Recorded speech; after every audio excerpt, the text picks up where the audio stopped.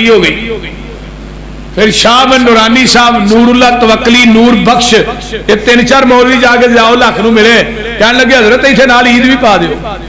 ضیاء الحق صاحب نے نا، حضرت مولانا ضیاء الحق صاحب نے اپنے قلم دے نال عید لکھی. وہ قلم بطور تبرک شاہ بن نورانی صاحب نے لیا، جی جنہوں نے عید لکھی ہے مینوں دے دیو. یہ سن 84-85 کی گل میں کرنا. اس تو پہلے سانو لفظ عید وکھاؤ کہ میں سارے مولویاں دی عید منانے واسطے تیار ہوں. یہ عید اسلام آباد چ بنی ہے، سانو مکے مدینے والی عید چاہیے. سانو اسلام آباد والا اسلام نہیں چاہیے. اسی بات وہ منا گے جدے تے مدینے والے مصطفیٰ دی مہر ہے. مجھ دا دودھ چونے وہ دے اندر کانے تے نلکیاں دا پانی پا، خالص نہیں رہے گا.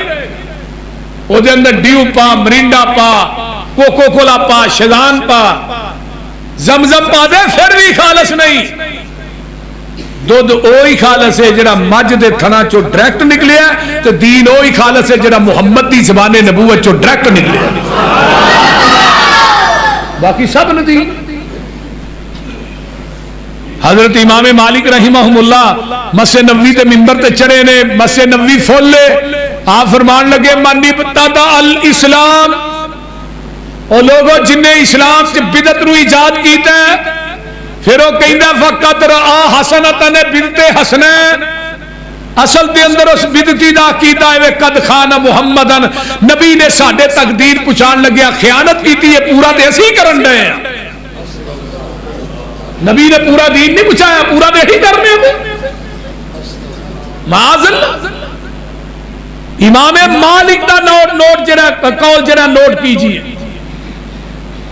بدعتی جڑا اسلام نو پورا کردا نا، بدعت ایجاد انہوں سمجھو کہ نبی نے پورا دین نہیں دیتا، پورا ہی کرنے ہیں. تو قرآن نے کی کیا؟ الیوم اکملت لکم دینکم